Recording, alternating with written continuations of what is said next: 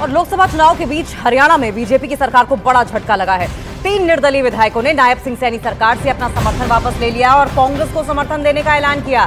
3 निर्दलीय विधायक सोमवीर सांगवान, रणधीर गोलेन और धर्मपाल गोंदर ने कहा कि उन्होंने चुनाव के दौरान कांग्रेस को समर्थन देने का फैसला लिया है।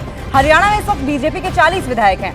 हरियाणा लोकहित पार्टी का 1 और 3 निर्दलीय विधायक सरकार के समर्थन में हैं। हरियाणा में बीजेपी सरकार को बड़ा झटका, 3 निर्दलीय विधायकों ने समर्थन वापस लिया।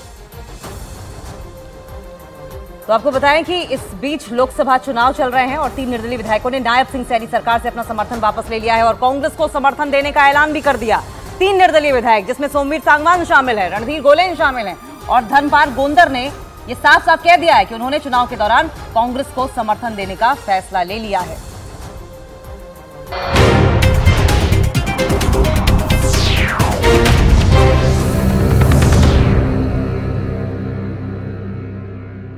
मुझे प्राइड है इंडिया। पश्चिम बंगाल में तीसरे चरण के चुनाव के दौरान 2 सीटों से ऐसी तस्वीरें सामने आई जिनमें उम्मीदवारों के सामने ही जमकर बवाल हो गया।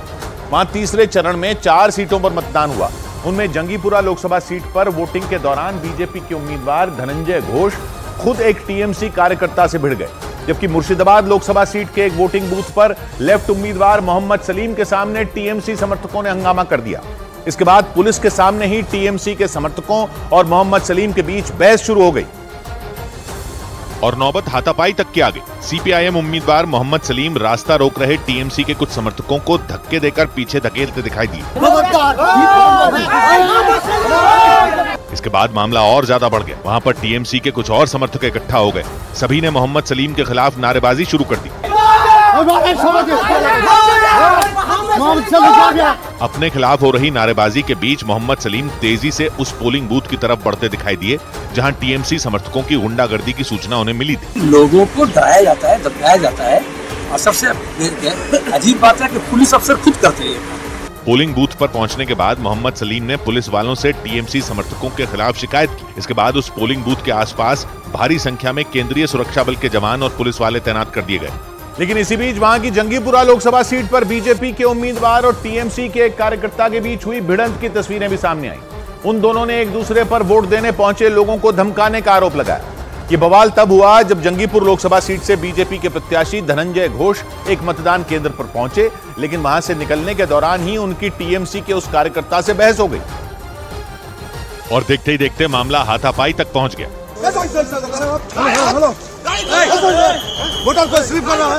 इस झड़प से पहले की तस्वीरों में टीएमसी का वो कार्यकर्ता मतदान केंद्र के अंदर अपने मोबाइल फोन में वीडियो रिकॉर्ड करता दिखा। इसी दौरान जंगीपुर लोकसभा सीट से बीजेपी के उम्मीदवार धनंजय घोष वहां पहुंच गए। उन्होंने वीडियो रिकॉर्ड करने पर आपत्ति जताई, लेकिन टीएमसी के उस कार्यकर्ता ने धनंजय घोष पर वोटरों को धमकाने का आरोप लगा दिया। इसी बात को लेकर दोनों में कहासुनी हो गई।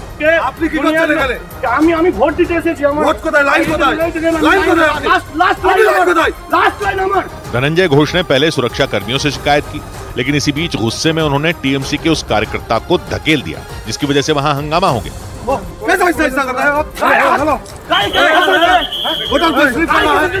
बवाल बढ़ने पर उस मतदान केंद्र पर मौजूद सुरक्षा कर्मियों को बीच बचाव करना पड़ा। बीजेपी उम्मीदवार ने टीएमसी के उस कार्यकर्ता पर वोटरों को डराने धमकाने का आरोप लगाया। एक कुत्ता सीखो जैसे ऐसा व्यवहार कर सकता है तो जनगण के क्या कर सकते हैं। बीजेपी ने इस मामले को चुनाव आयोग के सामने उठाने की भी तैयारी कर ली। उधर 96 दिनों बाद जेल से बाहर निकले झारखंड के पूर्व सीएम हेमंत सोरेन अपने नए लुक की वजह से सुर्खियों में आ गए। उन्हें अपने चाचा के श्राद्ध में हिस्सा लेने के लिए कुछ देर के लिए पुलिस की निगरानी में रांची की बिरसा मुंडा जेल से बाहर आने की इजाजत मिली और जैसे ही वो बाहर निकले उनके नए लुक की वजह से उन्हें पहचानना तक मुश्किल हो गया, क्योंकि 96 दिनों से जेल में बंद हेमंत सोरेन हूबहू अपने पिता शिबू सोरेन की तरह नजर आए। उनके बाल और दाढ़ी बढ़ने की वजह से वो अपने पिता शिबू सोरेन की तरह दिखाई देने लगे। उनका लुक ऐसा हो गया कि अगर एक तरफ शिबू सोरेन की तस्वीर हो और दूसरी तरफ हेमंत सोरेन की, तो अंतर बताना तक मुश्किल हो जाए और इसी लुक की वजह से उनकी चर्चा तेज हो गई। झारखंड के पूर्व सीएम हेमंत सोरेन को हाई कोर्ट के आदेश पर कुछ देर के लिए जेल से बाहर आने की इजाजत मिली ताकि वो अपने चाचा के श्राद्ध में हिस्सा ले पाएं। इसी वजह से उन्होंने वहां बाल भी मुंडवाए। हालांकि कोर्ट के आदेश के मुताबिक इस दौरान उनके मीडिया से बात करने पर पाबंदी थी, लेकिन उनके समर्थकों ने उनकी कुछ तस्वीरें सोशल मीडिया पर शेयर की और ये उम्मीद जताई कि वो जल्द ही जेल से बाहर आ जाएंगे। इस बीच झारखंड में करोड़ों रुपए कैश मिलने के बाद कांग्रेस नेता आलमगीर आलम के निजी सचिव संजीव लाल और उनके नौकर जहांगीर को गिरफ्तार कर लिया गया। एक रोज पहले रांची में ईडी ने संजीव लाल के घर समेत 9 जगहों पर छापेमारी की थी। दिन भर चली रेड के बाद ईडी ने 35 करोड़ से ज्यादा कैश और ट्रांसफर से जुड़े पेपर बरामद किए थे। लेकिन छापेमारी में मिले नोटों के अंबार को देखकर ईडी के अफसर भी दंग रह गए थे, क्योंकि रेड के दौरान संजीव लाल के नौकर जहांगीर के घर के एक कमरे के कोने कोने से नोटों के बंडल निकलने लगे थे। ईडी के अफसरों ने कई घंटों की मशक्कत करके उस कमरे के कोने कोने को खंगाला और 500 के नोटों के बंडलों को इकट्ठा किया। इसके बाद तो उस कमरे में रखे पलंग पर नोटों का पहाड़ बन गया। जहांगीर के कमरे में छिपाकर रखे गए झोलों, सूटकेस और छोटे छोटे पैकेटों से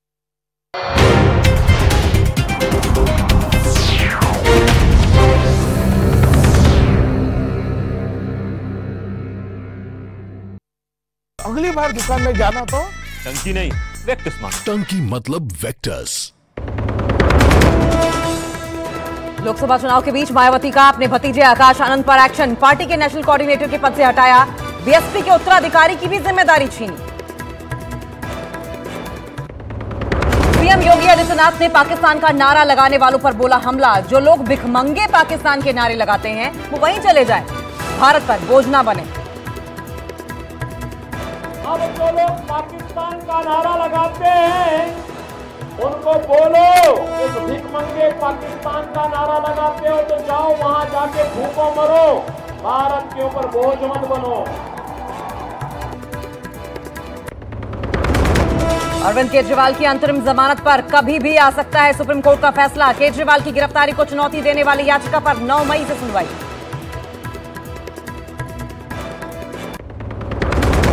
तेलंगाना और आंध्र प्रदेश में आज पीएम मोदी करेंगे ताबड़तोड़ चुनावी रैली। करीमनगर में श्री राजा राजेश्वर स्वामी मंदिर में करेंगे पूजा। विजयवाड़ा में होगा मेगा रोड शो। सलमान के घर फायरिंग केस में सबसे बड़ी गिरफ्तारी। आरोपी रफीक चौधरी को अनमोल बिश्नोई और रोहित गोदारा ने सलमान की हत्या की जिम्मेदारी दी थी। मुंबई क्राइम ब्रांच सूत्रों के हवाले से खबर। रशिया यूक्रेन में मानव तस्करी मामले में सीबीआई का बड़ा एक्शन। वॉर जोन में युवाओं को अवैध तरीके से भेजने के आरोप में कई लोग गिरफ्तार। 7 राज्यों के 10 ठिकानों पर हुई छापेमारी। अगली बार दुकान में जाना तो टंकी नहीं, वेक्टस मांग। टंकी मतलब वेक्टस।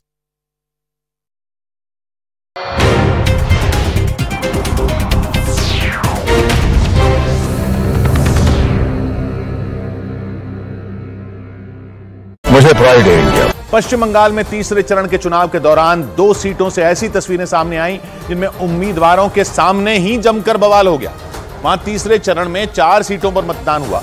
उनमें जंगीपुरा लोकसभा सीट पर वोटिंग के दौरान बीजेपी के उम्मीदवार धनंजय घोष खुद एक टीएमसी कार्यकर्ता से भिड़ गए, जबकि मुर्शिदाबाद लोकसभा सीट के एक वोटिंग बूथ पर लेफ्ट उम्मीदवार मोहम्मद सलीम के सामने टीएमसी समर्थकों ने हंगामा कर दिया। इसके बाद पुलिस के सामने ही टीएमसी के समर्थकों और मोहम्मद सलीम के बीच बहस शुरू हो गई और नौबत हाथापाई तक के आ गई। सीपीआईएम उम्मीदवार मोहम्मद सलीम रास्ता रोक रहे टीएमसी के कुछ समर्थकों को धक्के देकर पीछे धकेलते दिखाई दिए।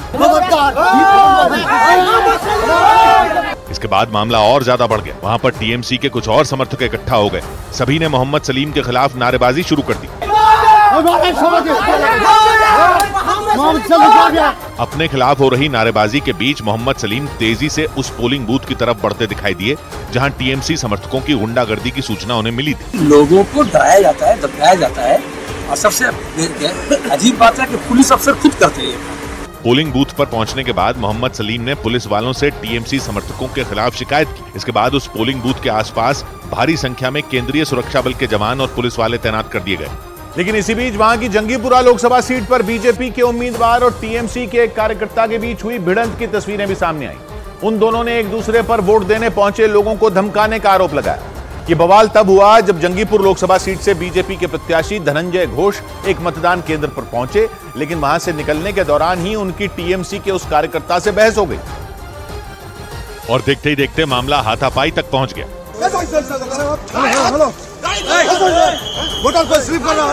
इस झड़प से पहले की तस्वीरों में टीएमसी का वो कार्यकर्ता मतदान केंद्र के अंदर अपने मोबाइल फोन में वीडियो रिकॉर्ड करता दिखा। इसी दौरान जंगीपुर लोकसभा सीट से बीजेपी के उम्मीदवार धनंजय घोष वहां पहुंच गए। उन्होंने वीडियो रिकॉर्ड करने पर आपत्ति जताई, लेकिन टीएमसी के उस कार्यकर्ता ने धनंजय घोष पर वोटरों को धमकाने का आरोप लगा दिया। इसी बात को लेकर दोनों में कहासुनी हो गई।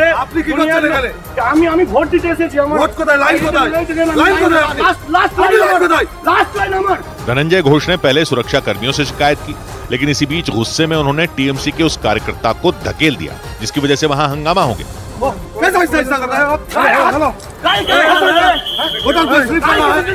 बवाल बढ़ने पर उस मतदान केंद्र पर मौजूद सुरक्षा कर्मियों को बीच बचाव करना पड़ा।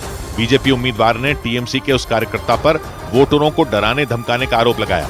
एक कुत्ता सीखो जैसे ऐसा व्यवहार करते हैं। बीजेपी ने इस मामले को चुनाव आयोग के सामने उठाने की भी तैयारी कर ली। उधर 96 दिनों बाद जेल से बाहर निकले झारखंड के पूर्व सीएम हेमंत सोरेन अपने नए लुक की वजह से सुर्खियों में आ गए। उन्हें अपने चाचा के श्राद्ध में हिस्सा लेने के लिए कुछ देर के लिए पुलिस की निगरानी में रांची की बिरसा मुंडा जेल से बाहर आने की इजाजत मिली।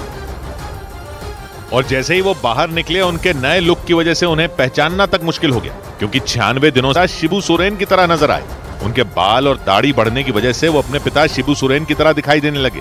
उनका लुक ऐसा हो गया कि अगर एक तरफ शिबू सोरेन की तस्वीर हो और दूसरी तरफ हेमंत सोरेन की, तो अंतर बताना तक मुश्किल हो जाए। और इसी लुक की वजह से उनकी चर्चा तेज हो गई।